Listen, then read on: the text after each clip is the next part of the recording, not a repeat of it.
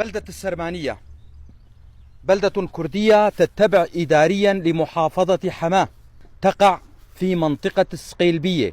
عدد سكانها حوالي 3000 شخص، كلهم كرد لكنهم فقدوا لغتهم الكردية. معظم سكانها يعمل بالزراعة وتربية المواشي. يملكون أراضٍ زراعية في سهل الغاب، وتسمى هذه الأراضي بمصطلح أهل البلدة بالرخصة. وصلتني هذه المعلومات من أحد أبناء المنطقة الكرد، وأنا ألقيها بصوتي. أنا علي عبد الله كولو، محام من منطقة درباسية.